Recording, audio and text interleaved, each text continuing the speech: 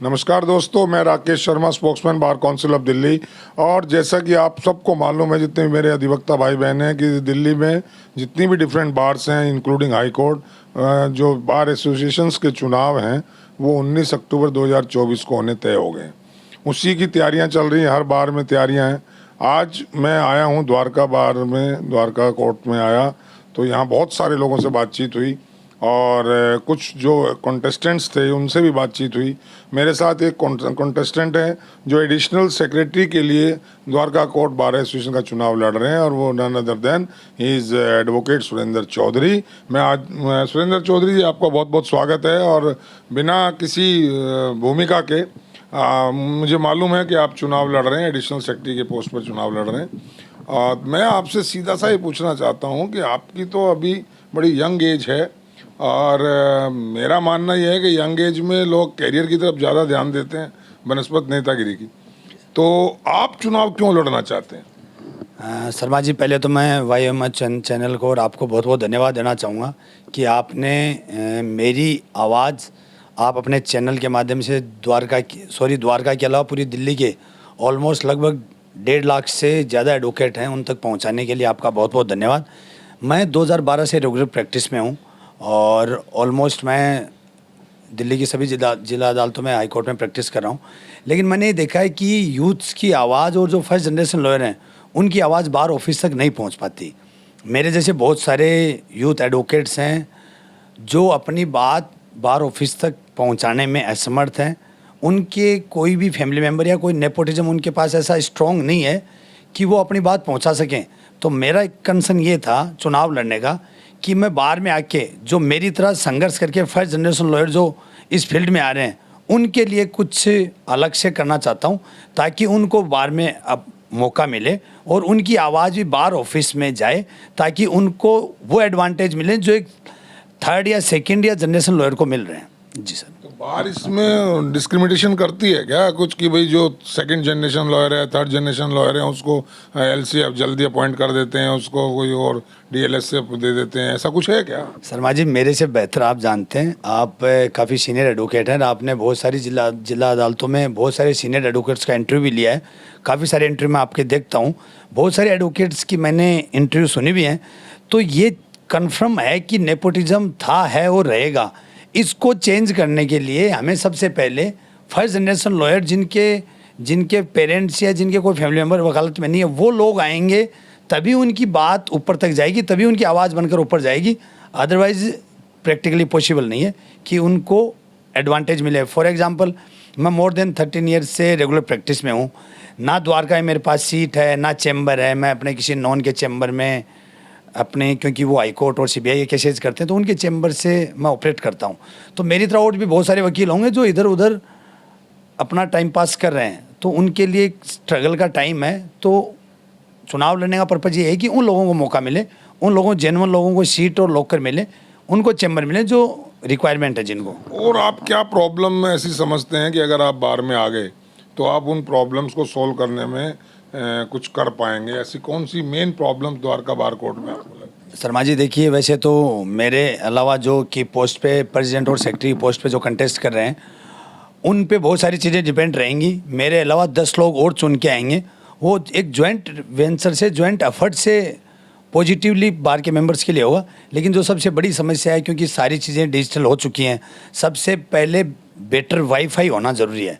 हर members को better wifi मिलेगा, क्योंकि बहुत सारी चीज़ें हैं, वाईफाई नहीं चलता, कनेक्टिविटी नहीं है, ये सबसे बड़ी प्रॉब्लम है। दूसरी चीज़, मान लो लॉयर चैम्बर लोग में किसी एडवोकेट के साथ कोई पब्लिक 8-10 लोग आ गए, किसी के साथ हैंडलिंग हो गई, मैन हैंडलिंग हो गई, तो उसको बचाव करने के लिए, क्योंकि कोई भी security system you want for advocates, बहुत अच्छी बात है।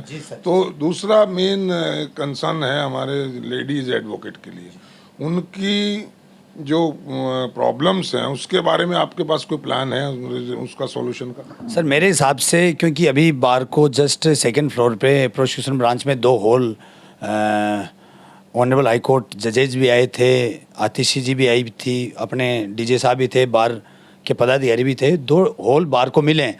तो मेरे मानना है कि उन 2 में से एक हॉल काफ़ी बड़ा है, जिसमें बच्चों के लिए, कर्ज के लिए और लेडी एडवोकेट के लिए रिजर्व रखना चाहिए, ताकि वो अपने बेसिक जो नीड्स हैं वो पूरी कर सकें, और छोटे बच्चे हैं उनकी भी वो जितनी भी जो भी चीज़ें हैं देखभाल कर सके, ताकि उनका अच्छे से बच्चों की भी और उनकी प्रैक्टिस इफेक्ट ना हो, और परिवार के साथ अपने बेसिक जो उनकी सोर्स ऑफ अर्निंग है वकालत की, वो इफेक्ट ना हो। लंबे पार्किंग प्रॉब्लम भी बहुत ज़बरदस्त है, हालांकि हर कोर्ट में है, यहाँ भी बहुत ज़बरदस्त है। उसके लिए कोई आपके पास ऐसा कोई दिमाग में है? सर मेरे हिसाब से पार्किंग, क्योंकि द्वारका में सिर्फ 2 बेसमेंट है, उसमें स्टाफ और वकीलों की गाड़ियां पार्क होती हैं, लेकिन मोस्टली ये देखा गया है कि बहुत सारे स्टिकर्स ऐसे बढ़ चुके हैं गाड़ियों पे, जो आउटसाइड लोग यहाँ गाड़ी पार्क करके मेट्रो से चले जाते हैं। तो उन लोगों को एक ऐसा इलेक्ट्रॉनिक कुछ डिवाइस के माध्यम से गाड़ियों की एंट्री हो, ताकि वो आउटसाइडर व्हीकल्स हैं जो पहले कार डिस्ट्रीब्यूट हो चुके हैं, उनको उन गाड़ियों को रोका जा सके, तभी ये कंट्रोल होगा। अदरवाइज तो सिस्टम कोलैप्स हो जाएगा। एक टाइम बाद ये लगेगा कि यहाँ एडवोकेट्स के लिए पार्किंग नहीं है, बाहर के लोग गाड़ी पार्क करके चले जाते हैं। तो पार्किंग एक बड़ा मेजर इशू है जो रिजोल्व होना चाहिए सर। जी सर। एक यंग लॉयर्स का, हालांकि आपने जिक्र किया हल्का सा कि भाई वो यंग लॉयर्स के साथ दिक्कत है, ये जो एलसी अपॉइंट होते हैं या जो डीएलएसए में अपॉइंटमेंट्स होती हैं या जेल विजिटिंग एडवोकेट्स की अपॉइंटमेंट होती है, उसके बारे में आपको क्या शिकायतें मिलती हैं? लोगों की क्या प्रॉब्लम है? वो प्रॉपर है या उसमें भेदभाव है? सर उसमें भेदभाव है, और उसमें सबसे ज़्यादा नेपोटिज्म के हिसाब से ही काम होता है। जो बाहर के कुछ नेता ऐसे हैं जो उसमें इन्वॉल्व रहते हैं, अपने डायरेक्ट मतलब दुआ सलाम की बजाय, बार और बेंच के एक गुड रिलेशन की बजाय, कुछ वहाँ अपनी इस तरह के अपने लोगों की लिस्ट भेजते, उन्हीं को रिसीवर या एलसी अपॉइंट होते हैं, उन्हीं लोगों को एडवांटेज मिलता है। तो आप भी बार में आएंगे तो ऐसा ही करेंगे? सर मेरे साथ एसोसिएट है, मेरा कोई फैमिली मेम्बर नहीं है, वाइफ एडवोकेट है, क्योंकि बच्चा छोटा है इसलिए वो प्रैक्टिस में इतनी ज़्यादा प्रभाव है नहीं उसका। लेकिन मैं अपने साथ कोशिश करूँगा कि जो ज़रूरतमंद लोग हैं, बाहर को इस तरह के लोगों की लिस्ट दी जाएगी जो रियल में बेसिक नीड जिनको है, जिनको ज़रूरत है, ऐसे लोगों को रिसीवर अपॉइंट करें, ताकि उनका इफ़ेक्ट उनके परिवार पे इफेक्ट ना पड़े। आदमी सब कुछ छोड़ के वकालत में आता है। दिल्ली में बेसिक वैसे स्किल लेबर की भी 15,000 रुपये है, तो वैसे तो बाहर को या BCI को कुछ ऐसा निकालना चाहिए, ताकि उनको स्टाइफंड, परमानेंट स्टाइफंड रहे स्टार्टिंग में 3 साल, ताकि उन न्यू यूथ एडवोकेट्स हैं उनको स्टार्टिंग में सहारा मिले, ताकि वो रेगुलर प्रैक्टिस कर सकें।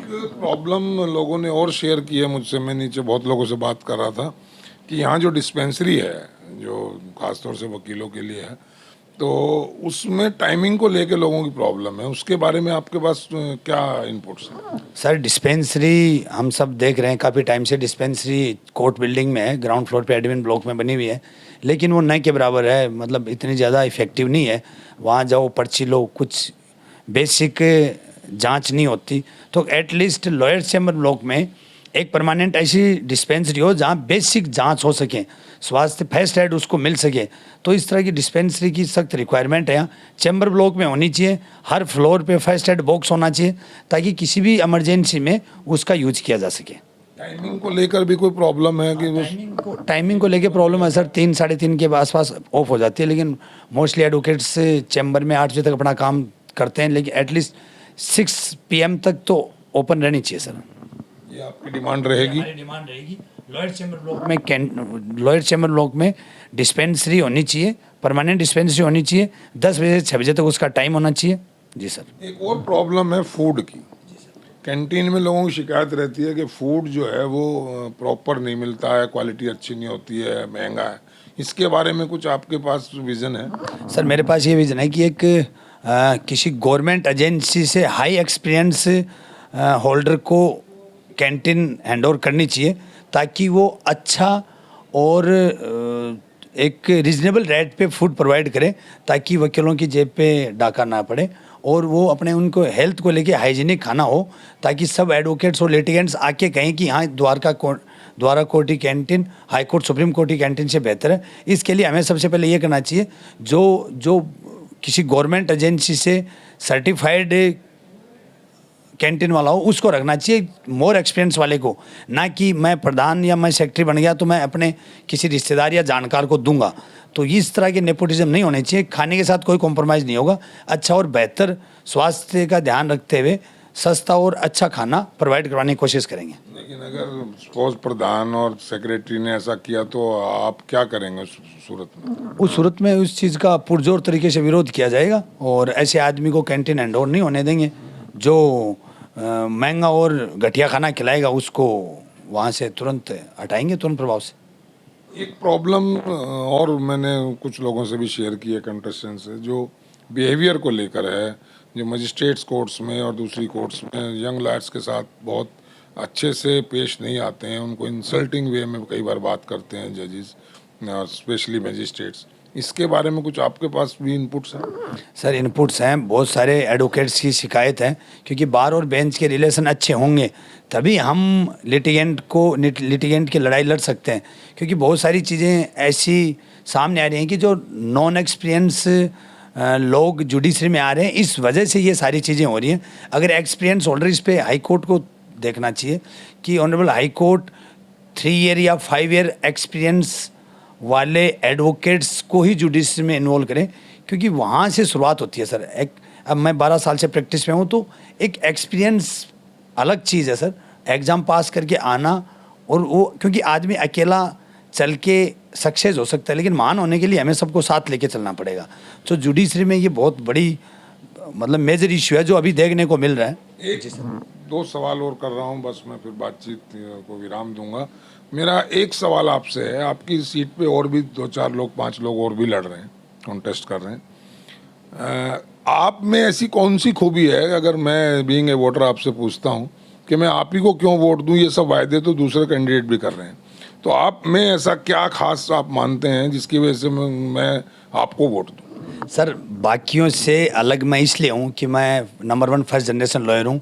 नंबर 2 मेरे अलावा मेरी सीट पे जितने भी लोग कंटेस्ट कर रहे हैं वो सब एक बार ऑलरेडी बार में रह चुके हैं। उन्होंने ऐसा, मैं तो मेंबर्स से गुजारिश करना चाहूँगा कि मेंबर्स उनसे ये बात पूछें कि आपने अपने पिछले टेन्योर में ऐसा क्या काम किया कि आप दोबारा वोट मांगने के लिए आए हैं। आप अपने पुराने मैनिफेस्टो या एजेंडे को उठा के देखें, आपने जो पुराने काम किए उस काम के आधार पे वोट मांगो, ना कि जी मैं पहले भी रहा हूँ मुझे दोबारा चांस मिलना चाहिए। मेरा कंसर्न ये रहेगा, मैंने पहले भी मैं वकीलों के लिए हमेशा खड़ा रहा हूँ, चाहे 2 करोड़ की जुडिशरी का मामला हो, चाहे एडवोकेट प्रोटेक्शन एक्ट से रिलेटेड मामला हो, चाहे इंडिया गेट पे प्रोटेस्ट हुआ हो। एडवोकेट्स के किसी भी प्रोटेस्ट में मैंने बढ़ चढ़ के भाग लिया है और आगे भी लेता रहूँगा। वकील हितों की लड़ाई हमेशा जारी रहेगी।